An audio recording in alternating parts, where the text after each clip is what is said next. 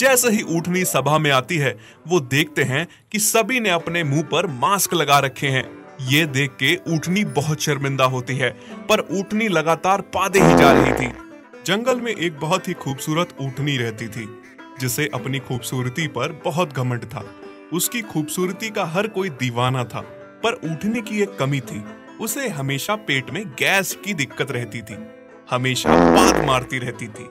उसके पाद में इतनी गंदी बदबू होती थी कि कोई भी गिर के बेहोश हो सकता था, और ये सब उसके गलत खान पान की वजह से था। हर टाइम कुछ न कुछ खाती ही रहती थी। हेल्थ और पौष्टिक खाने के बजाय वो जंक फूड और फास्ट फूड ज्यादा खाती थी। हाय, बहुत भूख लगी है। आज तो मुझे पिज्जा खाने का मन हो रहा है, पर इतनी गर्मी में कैसे जाऊं पिज्जा लेने बाहर। एक काम करती हूँ, किसी को भेज देती हूँ पिज्जा लेने, पर किसको भेजूं? ऊँटनी बहुत ही चालाक थी, हमेशा अपनी सुंदरता का फायदा उठाती और अपना काम निकलवा लेती। वो सोच ही रही थी कि पिज्जा लेने बाहर किसे भेजूं, तभी लकड़बग्गा वहां आ जाता है। हाय मेरी जान, कितनी सुंदर हो तुम। सबके साथ बात करती हो तुम, कभी इस नाचीज से भी बात कर लिया करो।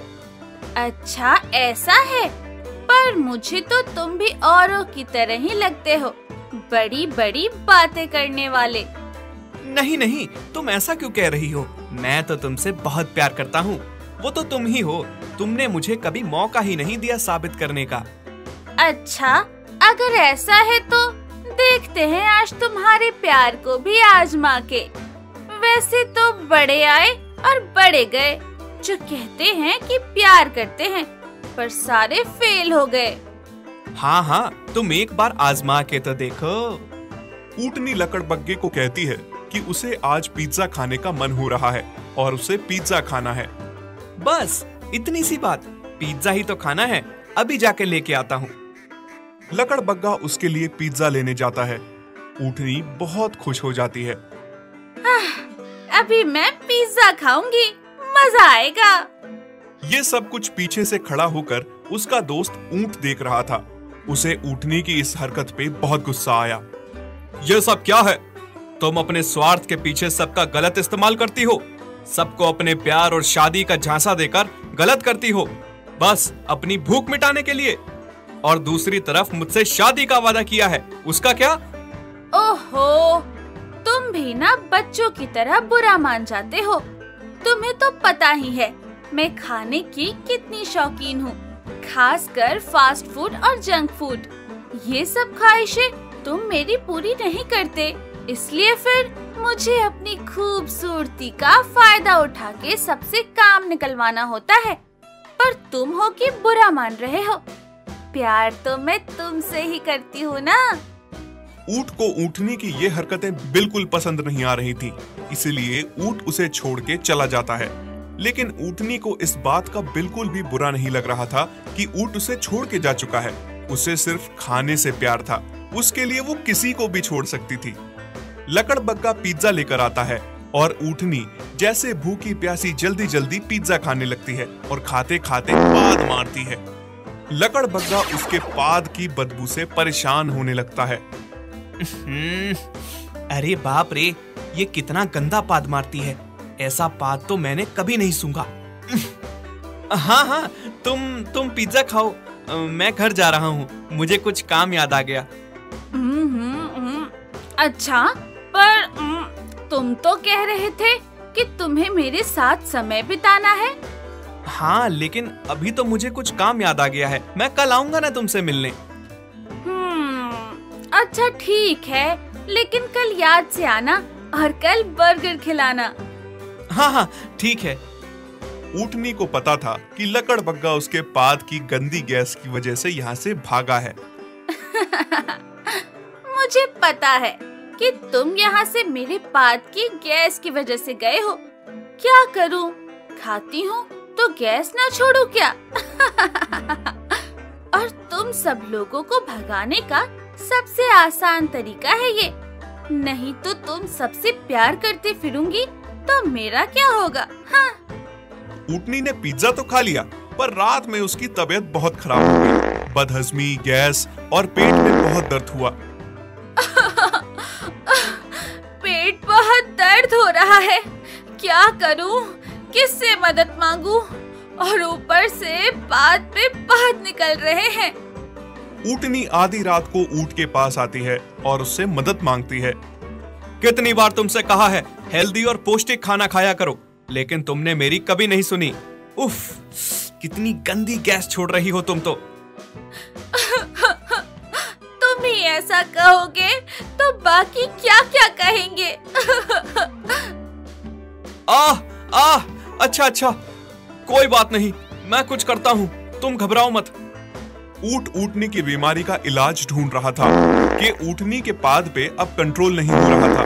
उसकी तबीयत खराब होती ही जा रही थी। जहाँ जहाँ से ऊँटनी गुजरती, उसके पाद की गैस पूरे जंगल में फैल जाती और वो गैस इतनी जहरीली थी कि मानो कोई भी गिर के बेहोश हो जाए। और जो जो जानवर उससे प्यार का दावा करते थे, अब वही उससे दूर भाग रहे थे। उफ, कितनी गंदी पाद आ रही है। इस ऊँटनी की पाद की गैस तो पूरे जंगल में जहर की तरह फैल रही है। हाँ, सही कहा, बहुत गंदी गैस है, जान ना ले ले हमारी। ऊँटनी दुखी थी कि जो भी उससे प्यार करने का दावा करते थे, उसकी खूबसूरती पे मिटते थे, आज वो उसके बारे में ऐसी ऐसी बातें कर रहे थे। अब मेरा जीवन व्यर्थ है, सभी मुझसे दूर भाग रहे हैं। तुमने मुझे कितना समझाया अपना खान पान ठीक करो, लेकिन मैंने तुम्हारी एक ना सुनी। तुम घबराओ मत, सब तुम्हारा साथ छोड़ देंगे, पर मैं तुम्हारा साथ कभी नहीं छोड़ूंगा। चिंता ना करो, मैं कुछ करता हूँ। जंगल के सारे जानवर इस बात की शिकायत राजा शेर से करते हैं कि इस बात पे ध्यान दिया जाए। ऊँटनी बहुत गंदा पाद रही है, उसके पाद की जहरीली गैस पूरे जंगल में फैल रही है, जो किसी महामारी से कम नहीं है। शेर राजा सभा में ऊँटनी को बुलाते हैं। जैसे ही ऊँटनी सभा में आती है, वो देखते हैं कि सभी ने अपने मुंह पर मास्क लगा रखे हैं। ये देख के ऊँटनी बहुत शर्मिंदा होती है, पर ऊँटनी लगातार पादे ही जा रही थी। ए सुंदर ऊँटनी, ये क्या सुन रहा हूँ मैं? मुझसे सारे जानवरों ने आके शिकायत की है कि तुम बहुत गंदा पाद रही हो, जिसकी गैस से सारे जानवर बेहोश हो रहे हैं। अगर तुमने इसका जल्द से जल्द इलाज नहीं किया तो तुम्हें ये जंगल छोड़ के जाना होगा। नहीं राजा जी, इसकी नौबत नहीं आएगी। मैंने इस बीमारी का इलाज करने वाला ढूंढ लिया है। इसका इलाज बंदर मामा के पास है। बंदर मामा के पास एक चूर्ण है, जिसकी 3 दिन तक खुराक लेनी पड़ेगी और ये बीमारी ठीक हो जाएगी। ऊँट ऊँटनी को लेकर बंदर मामा के पास जाता है और बंदर मामा उन्हें वो चूर्ण देते हैं, जिससे ऊँटनी की पाद मारने की बीमारी ठीक हो जाए। बस फिर थोड़े दिन में ऊँटनी की यह बीमारी बिल्कुल ठीक हो जाती है। अगर तुम ना होते तो आज मेरी ये बीमारी ठीक ना होती। तुम कितने अच्छे हो। इसके बाद ऊँटनी पौष्टिक और हेल्दी खाना खाने लगी। दोनों एक दूसरे के साथ हंसी खुशी रहने लगे। एक दिन की बात है, एक सपेरा सांप का पीछा करता है और बीन बजाता है। एक जगह सांप जैसे ही अपने बिल में घुस रहा था कि तभी सपेरा उसे पकड़ लेता है। बड़ी मुश्किल से हाथ लगा है। बहुत भगाया तूने मुझे, अब जाने नहीं दूंगा। नहीं नहीं, छोड़ दो मुझे। मेरे छोटे छोटे बच्चे हैं, बीवी है, उनका मेरे अलावा कोई नहीं है। उन्हें मेरी जरूरत है। मेहरबानी करके मुझ पे तरस खाओ, छोड़ दो मुझे। पर सपेरा सांप की एक नहीं सुनता और टोकरी में कैद करके उसे ले जाने लगता है। टोकरी के अंदर सांप बहुत परेशान होता है।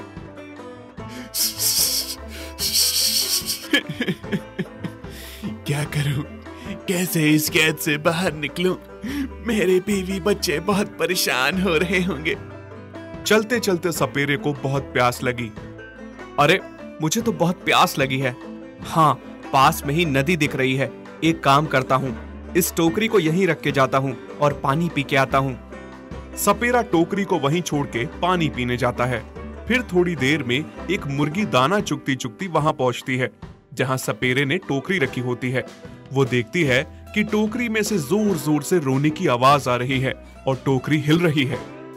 अरे बाप रे, ये टोकरी कैसे अपने आप हिल रही है? मुझे पास जाकर देखना होगा। कोई मेरी मदद करो, मुझे कोई तो बाहर निकालो। अरे बाप रे, इसमें से तो किसी के रोने की आवाजें आ रही है। लगता है इस टोकरी में कोई कैद है। मुझे मदद करनी चाहिए। मुर्गी टोकरी का ढक्कन हटाती है। जैसे ही मुर्गी सांप को देखती है, वो बहुत डर जाती है। नहीं नहीं, मुझे मत खाना। मैंने तुम्हें इस टोकरी से बाहर निकाला है। नहीं, मैं तुम्हें नहीं खाऊंगा। तुम मुझसे डरो मत। तुमने मेरे ऊपर इतना बड़ा उपकार किया है, समझ में नहीं आ रहा कैसे चुकाऊं। बस इतना कह सकता हूँ कि कभी मेरी आवश्यकता पड़े तो मुझे बेझिझक याद कर लेना। क्या पता मैं तुम्हारे किसी काम आ सकूं। बहुत बहुत धन्यवाद तुम्हारा। सपेरा जब पानी पी के आता है और सांप को नहीं पाता तो बहुत गुस्सा हो जाता है। हाँ? किसने किया ये? किसने मेरे सांप को आजाद किया? कोई बात नहीं, अगली बार हाथ लगेगा तो जाने नहीं दूंगा। आओ मेरे बच्चों, तुम्हारे लिए मैं खूब सारा दाना लेकर आई हूँ। खाओ, पेट भर के खाओ। वाह माँ, तुम कितनी अच्छी हो। कितना सारा दाना लाई हो हमारे लिए। हाँ माँ, तुमने कभी बाबा की कमी महसूस होने नहीं दी हमें। माँ, आपने हमें हमेशा भर पेट खिलाया, खुद का पेट खाली रख के। कितनी प्यारी हो तुम माँ। तभी वहाँ पर किया जाता है जो पहले से मुर्गी को तंग किया करता था। अरे मेरी जान, कितनी बार तुमसे कहा है मैंने, मुझसे शादी कर लो। तुम्हारी सारी जिम्मेदारी मैं उठा लूंगा, और तुम्हारे इन छोटे छोटे बच्चों को भी। तुम मुझे इतना पसंद हो, मुझसे देखा नहीं जाता जब तुम काम करने बाहर जाती हो। शक्ल देखी है तूने अपनी, जो मेरी और मेरे बच्चों की जिम्मेदारी उठाएगा? तू खुद को भी संभाल पाए वो भी काफी है। कान्हा कहीं का, तुझे मैंने पहले भी समझाया है, मुझसे और मेरे बच्चों से दूर रह, वरना तेरे लिए अच्छा नहीं होगा। अब आखिरी बार समझा रही हूँ। इसके बाद अगर तू हमारे रास्ते आया तो तेरे लिए अच्छा नहीं होगा। कान्हा मुर्गे को मुर्गी की बातें बहुत बुरी लगती हैं। ये तूने अच्छा नहीं किया, बहुत बेइज्जती करी तूने। मैं तुझसे प्यार करता हूँ और तू मेरी बेइज्जती करती है। इसका बदला तो मैं लेकर ही रहूंगा। फिर एक दिन कान्हा मुर्गा दाना चुग रहा था, तभी उसे सांप पकड़ लेता है। नहीं नहीं, मुझे मत खाओ, मेरी जान बख्श दो। मुझे खा के तुम्हें भला क्या मिलेगा? इतनी मुश्किल से शिकार हाथ आया है और तू छोड़ने की बात कर रहा है? ऐसे कैसे छोड़ दूं? हाँ चलो छोड़ भी देता मैं तुझे, पर आज नहीं छोड़ सकता। मेरी बीवी और छोटे छोटे सपोले भूखे हैं, उन्हें बहुत भूख लगी है, इसलिए मैं तुझे नहीं छोड़ सकता। मुझे खाकर क्या स्वाद आएगा? मेरी बूढ़ी हड्डियों में कहाँ मांस है। अगर मैं तुम्हें बच्चों के लिए 3 छोटे छोटे चूजे लाकर दूं तो तुम मुझे छोड़ दोगे ना? और वो खाने में भी स्वादिष्ट होंगे क्योंकि छोटे छोटे हैं। क्या कहा तुमने? छोटे छोटे चूजे? अगर ऐसा है तो फिर ठीक है, जल्दी से जल्दी मुझे वो चूजे ला कर दो। मेरे बच्चे भूखे हैं, और अगर मुझे धोखा देने की कोशिश की ना तो याद रखना मुझसे बुरा कोई ना होगा। नहीं नहीं हुजूर, मैं कैसे धोखा दे सकता हूँ आपको? मैं अभी गया और अभी आया। कान्हा मुर्गा मुर्गी के बच्चों को लाने जाता है। उसे पता था कि मुर्गी अभी घर पर नहीं है, वो अपने बच्चों के लिए दाना लेने बाहर गई है, इसीलिए वो इस मौके का फायदा उठाता है। अब मौका मिला है बदला लेने का तुमसे, और साथ में तुम्हारे ये बच्चे ही हमारे बीच आ रहे हैं। जब ये बच्चे ही नहीं रहेंगे तो तुम मुझसे शादी करने से कैसे इनकार कर पाओगी? अब इन बच्चों को सांप के हवाले करके सब ठीक कर दूंगा मैं। बच्चों, क्या कर रहे हो तुम? खाने का इंतजार कि माँ आएगी, खाना लाएगी और खाओगे? हाँ बच्चों। तुम यहाँ क्या कर रहे हो? जाओ तुम यहाँ से निकलो, बहुत गंदे हो तुम। हाँ निकलो तुम यहाँ से, हाँ निकलो तुम यहाँ से। तुम हमारी माँ को भी बहुत सताते हो, बहुत बुरे हो तुम। अरे बच्चों, ये तुम कैसी बातें कर रहे हो? बिल्कुल अपनी माँ की बोली बोल रहे हो। मैं तुम्हारा चाचा लगता हूँ बच्चों। आज मैं बदल चुका हूँ बच्चों, मेरा यकीन मानो। मैं तो यहाँ तुम्हारी मदद करने आया हूँ, पर तुम मुझे गलत समझ रहे हो। मदद करने आए हो? क्या मदद करोगे हमारी तुम? क्या तुम जानते हो तुम्हारी माँ कितना काम करती है तुम्हारे लिए रोज? कहाँ कहाँ से जाकर खाना लाती है, कितनी मेहनत करती है। क्या तुम नहीं चाहते अपनी माँ की मदद करना हैं? हाँ, हम चाहते हैं अपनी माँ की मदद करना पर समझ में नहीं आता कैसे करें। मेरी बात सुनोगे तो सब ठीक होगा, अपनी माँ की मदद भी कर पाओगे। क्या करना होगा हमें? मेरे साथ चलो एक जगह जहाँ पर बहुत सारा दाना है। मैं तुम्हें दाना चुगना सिखाऊंगा। अगर तुम दोनों चुगना सीख जाओगे तो तुम्हारी माँ का बोझ हल्का हो जाएगा। मुर्गी के बच्चे उसकी बातों में आ जाते हैं और उसके साथ चल पड़ते हैं। ये लो सांप भाई, मैंने अपना वादा पूरा किया। मैं तुम्हारे बच्चों के खाने के लिए चूजे ले आया, अब मुझे जाने दो। उधर जब मुर्गी अपने बच्चों के लिए दाना लेकर आती है, वहाँ अपने बच्चों को नहीं पाती तो परेशान हो जाती है। मेरे बच्चों, कहाँ हो तुम? कहाँ ढूंढूं तुम्हें? कहाँ चले गए तुम? तभी एक पड़ोसी मुर्गी को बताता है कि काना मुर्गा बच्चों को ले गया है। जैसे ही मुर्गी के बच्चों को सांप खाने वाला होता है, छोड़ दो, हमें जाने दो, हमें मत खाओ। तभी मुर्गी बच्चों को ढूंढती हुई वहाँ पहुँच जाती है। सांप राजा, मेरे बच्चों को बख्श दो। मेरे बच्चे तो इतने छोटे छोटे हैं, खाना है तो मुझे खाओ। अरे तुम तो वही मुर्गी हो ना जिसने मुझे उस सपेरे के कैद से बचाया था। तुम तो बहुत भली मुर्गी हो। उस दिन तुम ना होती तो आज मैं यहाँ अपने परिवार के साथ ना होता। सांप मुर्गी के बच्चों को छोड़ देता है और काना मुर्गे को पकड़ लेता है।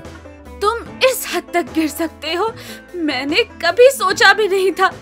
मेरे छोटे छोटे बच्चों ने तुम्हारा क्या बिगाड़ा था? सांप राजा, इसे छोड़ना मत। मुझे माफ कर दो, मुझसे बहुत बड़ी गलती हो गई। तुम इतनी भली मुर्गी के साथ गलत करवाने वाले थे मुझसे। तुम तो मेरे हाथों से नहीं बचोगे। मेरे और मेरे परिवार का आज का भोजन तुम बनोगे। इस तरह सांप मुर्गी और उसके बच्चों को छोड़ देता है और काना मुर्गे को खा जाता है। मुर्गी और उसके बच्चे चलते चलते घर आ जाते हैं। यदि आप ऐसी कहानियां और देखना चाहते हैं तो हमारे चैनल को सब्सक्राइब करें और बेल आइकन पर क्लिक करें ताकि हमारी सारी नई वीडियोस आप सबसे पहले देख सकें।